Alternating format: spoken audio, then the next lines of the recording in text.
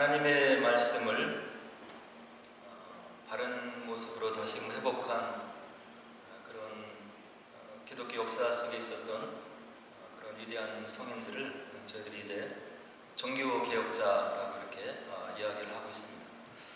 그 중에 마르틴 루터가 이제 시작을 한 거죠. 근데 그 마르틴 루터는 뭐라고 성경에 대해서 얘기를 했냐면, 평생을 성경을 사랑했던 그런 종교 개혁자인데요. 성경 안에는 금광처럼 모든 보화로 가득 차 있습니다. 이런 이야기를 우리들에게 남겨놓았어요. 과연 저희들은 이 말씀이 우리 마음 가운데 와닿고 있는지 이렇게 생각을 해봐야 됩니다. 그냥 세상에 널려있는 책자 중에 하나로, 인간의 글자로 기록되어 있는 그런 책에 불과한 건지, 아니면 평생을 이와 같이 성경을 사랑해서 우리에게 이런 귀한 말씀을 남겨주시면서 다른 것이 아니라 하나님의 말씀 성경 안에는 금광처럼 모든 보화로 가득 차 있는 것이다. 이런 고백을 우리들이 여러 사람들 앞에서 할 수 있는지 생각을 해봐야 될 것 같습니다.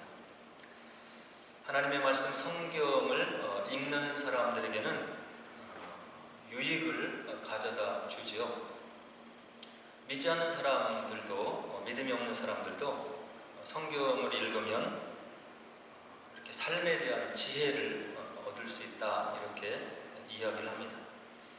그리고 성경을 읽으면서 도덕적인 삶을 살 수 있는 그런 삶의 지침들을 얻을 수 있다, 이렇게 고백을 하고 있는 거죠. 믿음이 없는 사람들도 성경을 열고 읽으면 이런 유익을 얻을 수 있다고 하는 이야기예요. 그러면 예수를 믿고 구원을 얻은 우리들에게는 성경을 펼쳐서 읽으면 어떤 유익이 있느냐? 이런 삶에 대한 지혜, 지식을 얻을 수 있을 뿐만 아니라 이 땅의 삶을 넘어서는, 또 이 땅의 유한한 세계를 넘어서는 영원한 세계를 볼 수 있는 그런 해안이 열려지게 되는 거죠. 이것을 느끼게 되면 저희들도 루터와 같은 이런 고백을 하게 되는 거예요. 유한한 삶 속에서 우리가 가질 수 있는 모든 것들을 뛰어넘는, 그런 모든 것들을 다 가지고도 바꿀 수 없는 그런 영원한 시간과 그런 가치, 세계를 우리가 성경을 통해서 얻을 수 있다 하는 깨달음이 있다고 한다면, 이런 루터와 같은 고백을 저희들도 할 수 있는 거죠. 오늘 함께 이 본문을 읽은 디모데 후서는 기독교 역사 속에서 가장 위대한 사도 중에 하나인 바울이 로마 감옥에 이제 투옥이 되어서 순교하기 직전에 기록한 서신 편지라고 이렇게 알려지고 있습니다. 바울이 죽기 전에 믿음의 아들 디모데에게 유언과 같은 이야기를 남겨놓은 거라고 하는 이야기죠. 감옥에서 자신의 믿음의 아들 디모데가 이 땅에서 감당해야 될 사역들과 그의 생애를 생각하면서, 그리고 이 글을 읽는 믿음의 사람들을 생각하면서 마지막 유언과 같은 말씀을 남겨놓고 있는 그런 글이라고 하는 이야기. 유언이 무엇입니까? 우리가 이 땅의 삶을 이제 마감하는 순간에 가장 사랑하는 자녀들을 앞에 놓고 남기는 그런 이야기라고 할 수 있는 거예요. 거짓이 있을 수 없고 눈에 넣어도 아프지 않는 내 자녀들이 이 땅에서 성공적인 삶을 살고, 그리고 그들이 이 땅에서 잘 되기를 원하고 원하는 마음으로 부모님들이 운명하시기 직전에 자녀들에게 남기는 그런 말씀이 유언인 거죠. 오늘 사도 바울은 감옥에서 믿음의 아들 디모데를 생각하면서 그런 심정으로 이 본문의 말씀을 기록해 놓고 있는 거예요.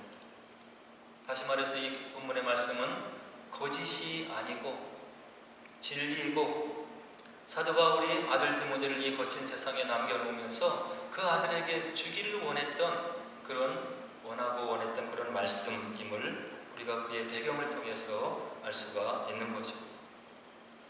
오늘 본문, 함께 읽은 본문에는 세 가지 문단이 있는데요. 첫 번째 1절에서 9절은 말세라는 이야기를 바울이 하고 있습니다. 세상이 유한한 것이고 지속되는 것이 아니고 영원한 것이 아니고 마지막 때가 있다고 하는 것을 바울이 분명하게 이야기를 해주고 있는 거예요.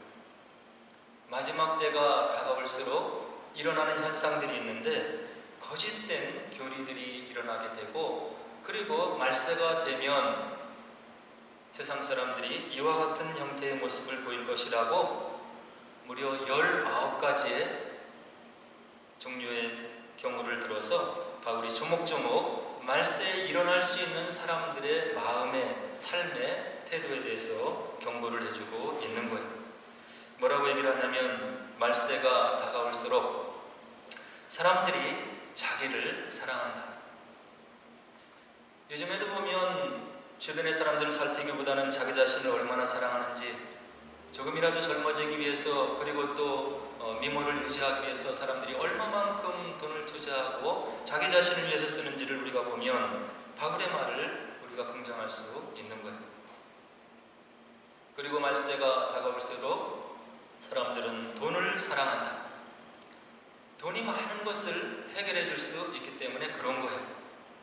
이 땅의 삶에 있어서 돈으로 해결할 수 있는 것이 아마 거의 모든 부분이라고 이야기를 할 수 있는 거죠.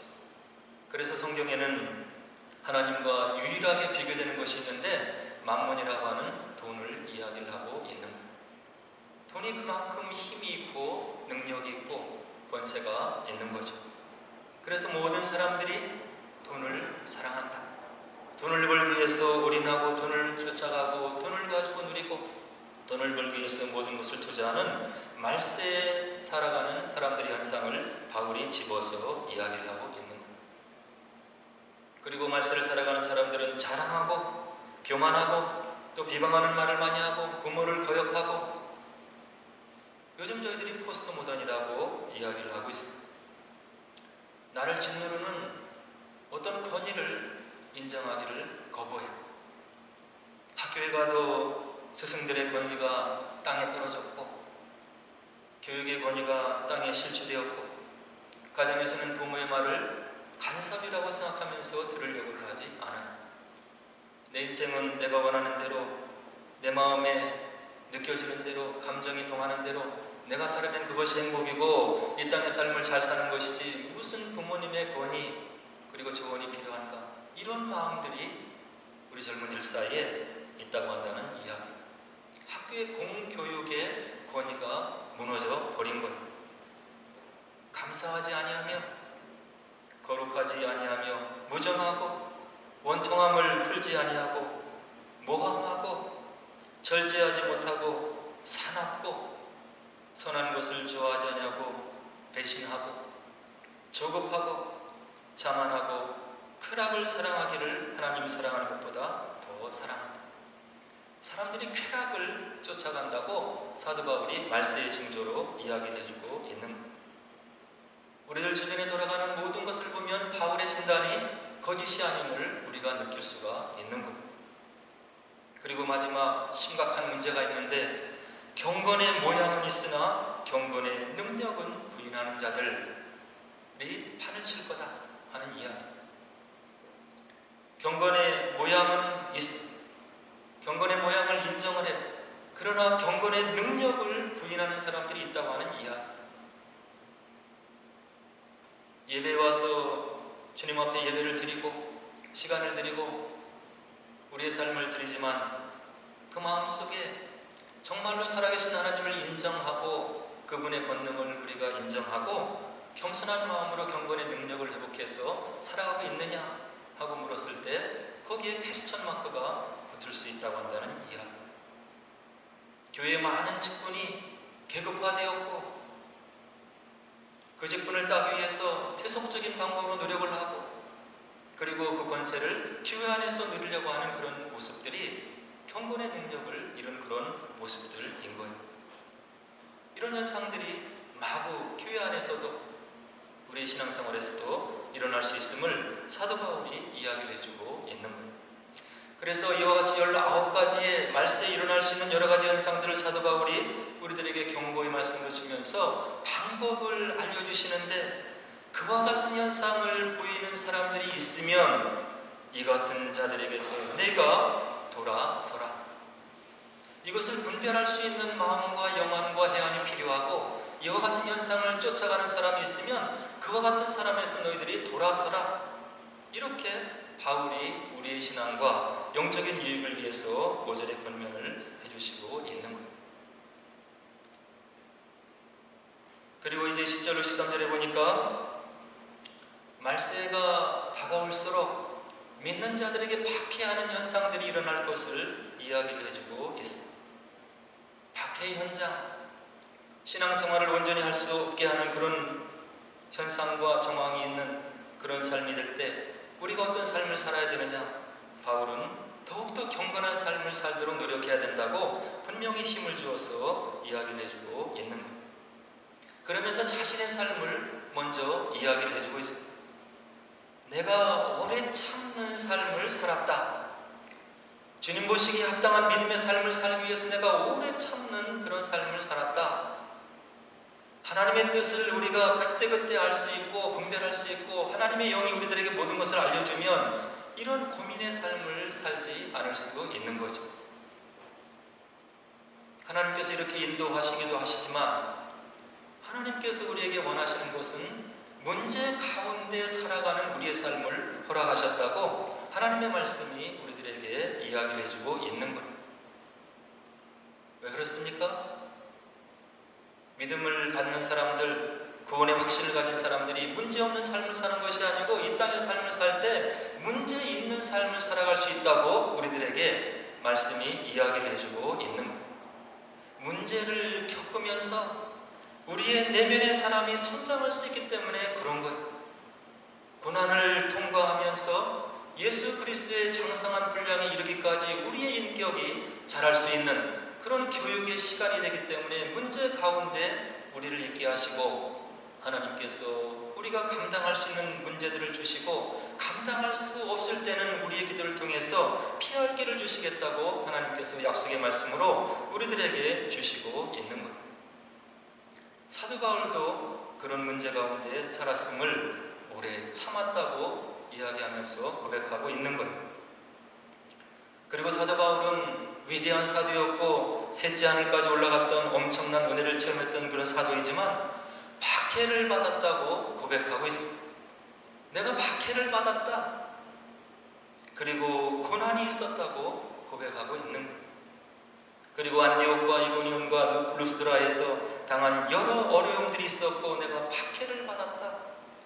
예수 그리스도를 나의 구주로 내가 분명히 믿었고 수많은 은혜를 체험했고 셋째 하늘까지 올라가서 내가 수많은 병자들을 고치는 그런 하늘의 신비한 능력을 체험한 나이지만 이와 같이 내가 오래 참아였어만 했고 박해를 받았고 고난이 있었고 힘든 시간을 내가 보냈다고 바울이 이야기를 하고 있는 것.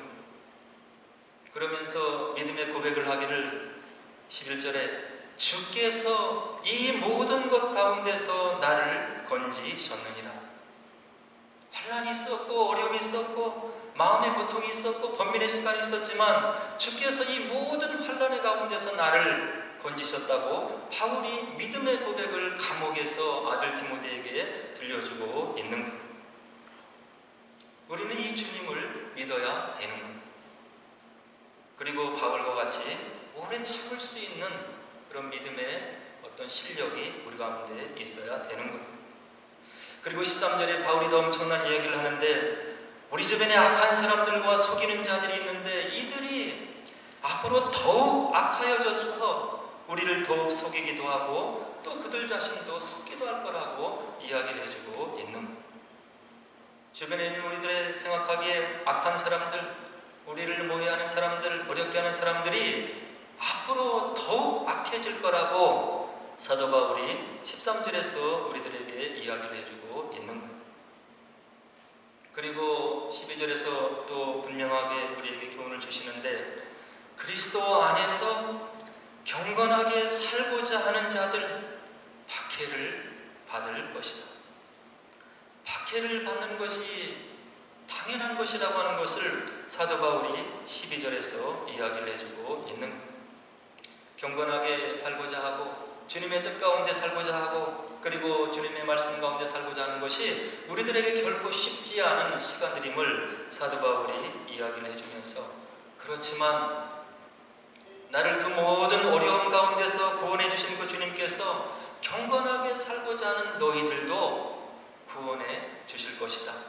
이런 이야기를 하면서 우리에게 믿음의 격려를 우리 바울이 감옥에서 우리들에게 전해주고 있는 것.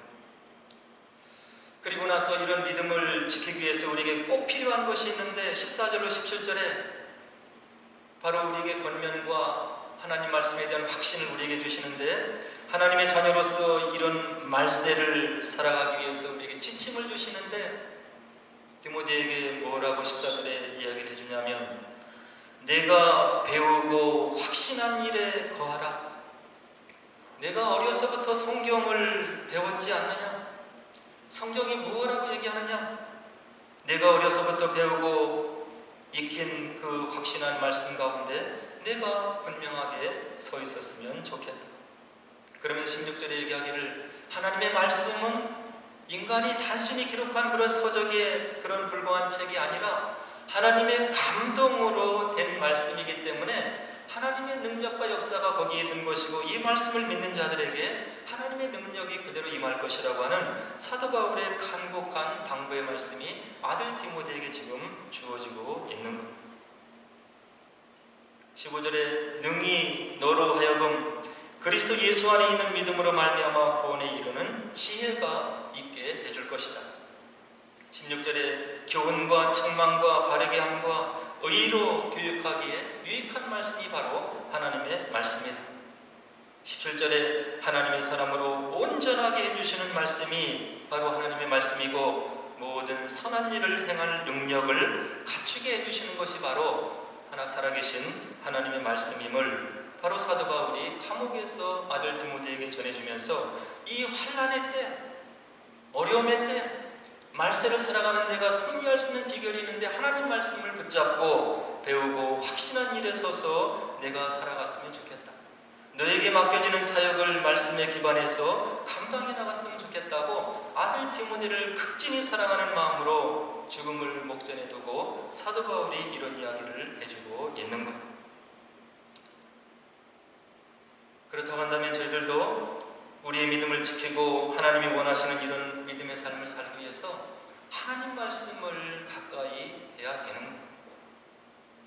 우리 믿음의 열쇠, 우리 기도의 열쇠, 우리 인생의 열쇠가 하나님 말씀에 있음을 우리들이 새겨듣고, 이와 같은 하나님의 귀한 말씀, 우리를 위해서 기록해 주신 성령의 감동으로 기록된 말씀을 가까이 하고, 또 우리가 그 가운데 지혜를 얻는 그런 지혜로운 삶을 우리들이 살아야 된다고 하는 이야기.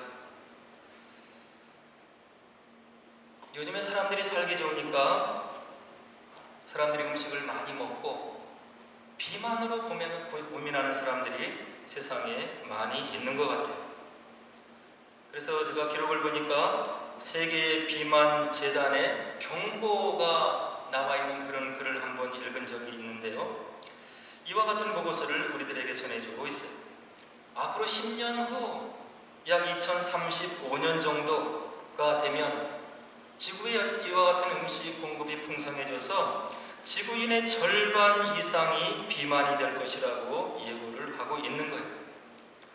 근데 이 사람들이 연구를 해서 분석을 해보니까, 사람들이 왜 살이 찌고 이와 같은 비만의 현상을 가지고 있느냐 하고 분석을 해보니까, 음식을 만드는 이 과정과 절차 중에서 쌀과 밀을 빚어서 음식을 만들어서 사람들에게 공급을 하는데, 그것을 순수한 쌀과 밀을 가지고 음식을 만드는 것이 아니고 가공을 할 때 그 음식물이 좀 더 맛이 있게 하고 보기 좋게 하기 위해서 수많은 식품 첨가물을 거기에 넣기 때문에 그런다고 이렇게 이야기를 하면서 그들에게 보고를 해주고 있는 겁니다.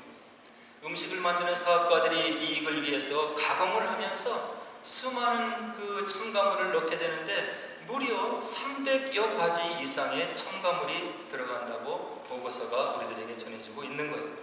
그 중에 방부제도 있고 산화방지제도 있고 착색제도 있고 인공 감미료도 있고 조미료도 있고 여러 가지 많이 있는데 이와 같은 것을 섞어서 음식을 만들어서 세상 사람들에게 공급하기 때문에 이런 말하자면 독성이 있는 물질이 우리 인간 몸에 들어오면 지방, 음식을 이렇게 우리가 부르게 되고 또 지방이 들어오면 거기에 수분이 따라가서 마침내 우리 몸에 쌓이는 그런 지방 그리고 비만이 된다고 이 보고서가 우리들에게 이야기를 해주고 있는 거예요.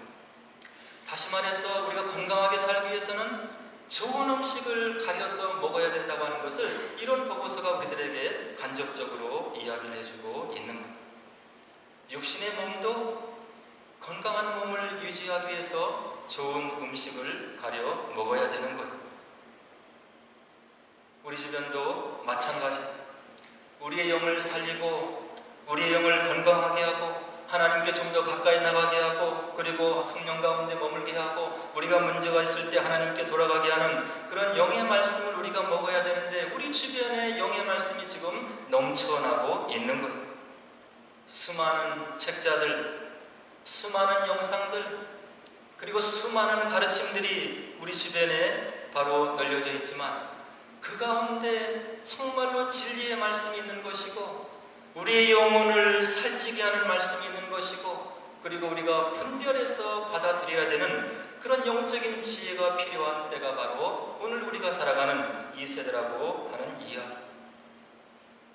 이 땅에 있는 많은 기독교의 모습을 가지고 있지만 많은 분파와 많은 종교 그리고 많은 교단들이 종교다원주의로 흘러가고 있는 모습을 우리가 목도할 수 있는 것. 인본주의를 지지하고 여러 가지 성적인 정체성에 대한 퀘스천을 던지게 하는 그런 교리를 전해주는 그런 교단도 있고 넘쳐나는 물 가운데 홍수 가운데 먹을 물이 없듯이 넘쳐나는 자리와 넘쳐나는 말씀과 같은 그런 말씀들이 넘쳐나는 이런 상황 속에서 우리가 무엇이 진리인지 무엇이 우리의 영혼을 살찌게 하고 우리의 영혼을 우리가 바르게 인도하는 말씀인지를 분별하는 눈이 필요하다고 하는 것을 요즘을 살아가는 우리들이 마음속에 정말로 느끼게 되는 그런 상황이라고 하는 이야기죠. 그래서 성경에 대해서 하나님 말씀에 대해서 예배에 대해서 우리의 영생에 대해서 우리가 어떤 삶의 자세를 가져야 되는지에 대해서 하나님 말씀에 대한 바른 해석이 있어야 되는 것이고 그리고 그런 가르침이 있는 것을 여러분들이 분별해서 따라가야 되는 것이고 그리고 성경에 적용해야 된다고 하는 그런 위기 속에 살아가는 세대가 바로 오늘의 세대라고 하는 것을 여러분들이 꼭 마음속에 또 새겨드려야 되겠다 하는 생각을 해보게 되는 거예요. 그래서 사도 베드로는 베드로후서 3장에서 뭐라고 우리들에게 경고를 해주냐면 우리가 사랑하는 형제 바울도 그 받은 지혜대로 너에게 이같이 썼고 또 그 모든 편지에도 이런 일에 관하여 말할시되 그 중에 알기 어려운 것이 더러 있으니 무식한 자들과 굳세지 못한 자들이 다른 성경과 같이 그것을 억지로 풀다가 스스로 멸망에 이르느니라. 베드로도 이와 같은 경고를 우리들에게 해주고 있는 거예요. 어느 곳이 어느 자료가 우리 주변에 널려있는 어느 영상들이 여러분들의 영혼을 바른 곳으로 인도하고 그리고 여러분들의 신앙을 독려하고 예수님을 더욱더 사랑하게 하고 그리고 성령의 체험을 가져가게 하고 그리고 그것을 여러분들의 마음속에 믿게 하는지를 분별하는 그런 눈과 마음이 또한 필요하다고 하는 것을 이런 사도 베드로의 말을 통해서 알 수가 있는 거죠. 그리고 우리 한국의 개신교의 역사를 잠깐 살펴보니까 이조 말, 구한 말에 이제 서방의 많은 선교사들이 한국의 개신교를 전하기 위해서 우리나라에 이렇게 당도를 하는 거예요.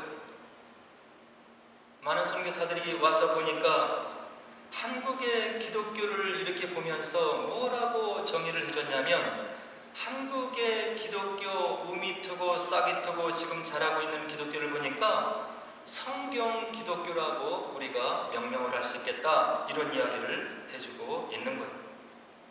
1885년 4월 5일 언더우드와 아펜젤러가 공식적으로 한국 땅에 발을 내리기 전에, 선교사들이 이 땅에 와서 공식적으로 하나님 말씀을 전하기 전에 이 땅에 이미 성경이 한글로 번역되었고 그것이 수많은 사람들에게 전파되었고 그리고 많은 기독교 신자가 이미 있었다고 한다는 이야기.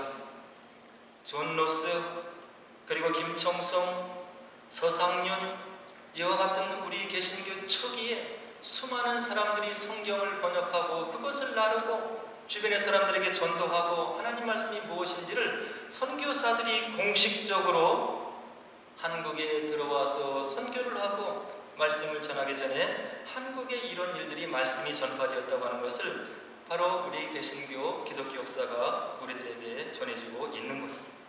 그래서 선교사들이 들어와서 보니까 뭐라고 그들이 보고서를 드리고 있냐면, 한국인들은 우리가 와보니까 성경의 번역에 대한 간절한 요구가 있었던 것 같다. 하나님 말씀, 영어로 되어 있는 성경, 중국어로 되어 있는 그 성경, 이 성경을 우리들의 말로, 조선 말로, 한글로 번역되어 있는 그 성경을 가지고 믿음을 갖기 위해서 얼마나 노력했는지, 우리가 들어오기 전에 믿음의 씨앗을 받았던 그런 한국 개신교 초기에 믿음의 선지자들이 바로 그런 성경 번역에 대한 간절한 요구가 있었음을 이 선지자들이 그리고 선교사들이 바로 보고를 했다고 하는 이야기. 그리고 나서 이제 이 성경 공부에 대한 요구가 생기고 이 성경을 전한 사람들을 우리들이 권서인이라고 얘기를 하는데, 이 사람들이 성경을 나누어주고 예수를 전하고 그리고 기독교를 전하니까 이 말씀을 받아들인 사람들이 성경 말씀을 배우고 싶은 거예요. 그래서 자발적으로 모여서 권서인들을 통해서 성경을 전해받고 해석을 전해받고 공부를 하는 모임이 생겼는데, 그것을 저희들이 사경회라고 이야기를 하고 있는 거죠. 성경을 조사해서 연구해서 그 뜻이 무엇인지를 알기 위해서 모인 그런 성경 공부하는 모임이 선교사들이 들어온 전에 그리고 들어와서도 많이 있었음을 이런 기록들이 우리들에게 전해주고 있는 거예요. 그래서 이 사경회에서 무엇을 했냐면, 낮에는 성경을 읽고 공부를 하고 저녁에는 집회를 해서 부흥회를 하는 그런 성회를 가지면서 말씀에 대한 열심을 가졌다고 기독교 역사는 우리들에게 전해주고 있는 거예요. 역사를 잠깐 들춰보니까 우리 믿음의 선조들이 얼마나 말씀에 대한 열심이 있었고 그리고 말씀을 배우기 위해서 노력했는지를 이런 기록을 통해서 우리가 알 수 있는데요. 1901년 평양에서 여성들을 위한 사경회가 열렸습니다. 이 여성들을 위한 사경회, 그때 당시 남녀 평등도 없었고 그렇지만 말씀을 받은 여성들을 위해서 사경회를 열고 말씀을 풀어 알리는 그런 집회를 열었는데, 그 집회에 참석한 사람들의 열심을 어떻게 역사가 기록하고 있냐면, 짐을 머리에 이고 지고 300리길을 걸어와서 사경회에 참석한 사람들이 있었더라. 압록강 지역에서 제를 몇 개를 넘어서 평양에서 열리는 사경회에 참석한 수많은 여성들이 있었더라. 그리고 그들이 사경회에 참석해서 얻은 지혜를 필기해서 돌아가서 자기 교회에서 가르치는 역사들이 있었더라. 이와 같이 성경을 사모했던 우리 믿음의 조상들의 발자취에 대해서 기독교 역사가 우리들에게 전해주고 있는 것. 그리고 또 다른 기록을 들춰보니까 1902년 평양에서 열린 사나이 사경회, 그때는 이 말이 그냥 일반적인 말이었던 것 같아요. 아마 남성들을 위한 사경회가 열렸다고 하는 이야기겠죠. 기록을 들춰보니까 멀리 목포 무안지방에서 참석한 형제들이 있었더라. 서울에서 열리는 사경회에 참석하기 위해서 멀고 먼 그 목포 무안지방에서 바로 걷고 또 얼음 배를 타고 이렇게 해서 그 사경회에 참석한 수많은 남자들이 있었음을 이야기를 하고 있고요. 그리고 1909년 10월에 사경회 이런 모습을 또 선교사들이 보고를 하는데, 쌀자루를 이고 여성이 300리를 걸어와서 사경회에 참석하였더라. 그리고 아이를 업고 때 묻고 다른 성경책을 가지고 와서 사경에 참석해서 하나님 말씀 배우기를 열심을 내었고 그 결과를 가지고 가서 지방에서 말씀을 나눴다고 역사는 우리들에게 전해주고 있는 거예요. 한국의 부흥이 세계 기독교 역사에서 찾아볼 수 없는 그런 엄청난 부흥을 이뤄냈고 이와 같은 수적인 성장과 더불어서 질적인 성장을 초단기간에 이뤄낼 수 있었던 것은 초기 믿음의 선조들의 이런 말씀을 사모하는 열심들이 있었기 때문에 그런 거예요. 선교사들의 1917년도의 보고서를 들춰보면 한국의 부흥은 성경 그 자체에 있는 것이다. 그리고 한국교회의 부흥은 성경 공부에 있는 것이다. 무려 12만 5천 명이 성경 공부에 참여하고 있음을 1917년도 선교보고서가 이야기를 해주고 있는 거예요. 그리고 1930년도의 선교보고서는 성경을 체계적으로 공부하고 가르침이 바로 한국교회의 성장과 부흥에 바로 동인이 되었음을 이런 선교사, 외국에서 들어온 선교사들이 바로 본부에 보고하는 그런 글들 속에서 남아있다고 한다는 이야기. 오늘 저희들이 바울의 글을 살펴보면서 아들 디모데에게 바울이 죽기 전에 남겨주는 유언과 같은 말씀을 저희들이 함께 나눈 겁니다. 무엇을 남겨줬냐 한다면 내가 받은 성경을 내가 다시 상고했으면 좋겠다. 성경이 너에게 가르쳐주는 지혜, 성경이 너에게 전해주는 지혜를 가지고 너가 목회하기를 원하고 그리고 주님 나라에 갈 때까지 이 땅에서의 사역을 완성하기를 바라고 원하는 바울의 유언과 같은 말씀을 오늘 디모데후서를 통해서 확인할 수 있었던 거예요. 기독교 역사를 살펴봐도 믿음의 선진들, 믿음의 부모들, 믿음의 초기 신앙인들도 바로 바울이 했던 그 말씀을 그대로 따라했다고 하는 것을 우리가 역사를 통해서 확인할 수 있는 거예요. 루터가 처음에 얘기했듯이 하나님 말씀에는 모든 보화가 담겨있는 금광과 같은 것이다. 말하기는 우리 청년 학생들 그리고 우리 교회 모든 성도 여러분들, 여러분들의 삶 속에 이런 루터의 고백이 마음속으로 맺혀지기를 원하는 것입니다. 하나님 말씀을 들춰 읽어서 신앙의 본질이 무엇이고 하나님께서 나와 우리 가정을 향해서 우리 교회를 향해서 무엇을 얘기하시는지를 들으시고 그리고 기도와 우리의 마음을 움직여서 말씀대로 말씀을 성공적으로 살으셔서 주님께서 원하시는 귀하고 복된 아름다운 삶을 사시고 말씀이 우리 삶 가운데 역사함을 체험하는 그런 복된 주의 백성들 되기를 주의 이름으로 간절히 축원을 드립니다. 우리 함께 기도하도록 하겠습니다.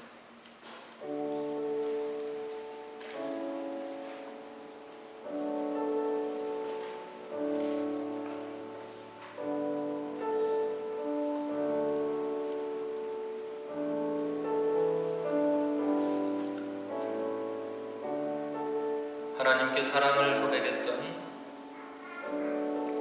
시편 기자의 고백을 들어보면 하나님의 말씀이 꿀송이보다 달다고 고백을 해주고 있습니다. 저와 여러분들에게는 하나님의 말씀이 어떻게 다가오고 있는지를 마음속으로 점검해야 되는 것입니다. 한 주간이 다 지나도록 말씀 한 구절 묵상하기가 어려운 그런 마음이라고 한다면 우리가 끼어서 경성해야 되는 것입니다. 우리 모든 삶을 위한 지혜가 담겨있고 우리 신앙생활을 위한 귀한 조언의 말씀, 하나님의 마음이 담겨있는 그 사랑의 말씀을 우리가 가까이 하지 않는다면 우리의 신앙에 문제가 있는 것입니다. 돌이켜보면 예수님을 그주로 만나고 감격을 누리던 그 시간, 하나님의 말씀을 읽으면서 시간 가는 줄을 몰랐고, 하나님 말씀 읽으면서 깨달아지는 하나님의 진리에 감격했던 그런 기억들이 우리 가운데 있는 것입니다. 그런 감격과 기쁨이 매일을 지속하기 위해서 우리의 마음을 하나님 말씀에 돌려야 되고, 무릎을 꿇고 기도해야 되고, 그래서 하나님 말씀이 송이꿀보다 다른 그러한 삶을 살아야 말세를 저희들이 승리하는 삶을 살아갈 수 있다고 한다는 이야기입니다. 몰려오는 고민과 걱정과 염려를 이겨낼 수 있는 유일한 희망과 해결책이 하나님 말씀이 있음을 믿으시고, 말씀을 더 가까이 하시고, 말씀을 통해서 이 땅의 삶을 아름답게 살아가는 우리를 되게 하옵소서. 말씀 가운데 말씀하옵소서. 우리의 신앙을 말씀으로 이끌어 주옵소서. 우리 함께 기도하도록 하겠습니다.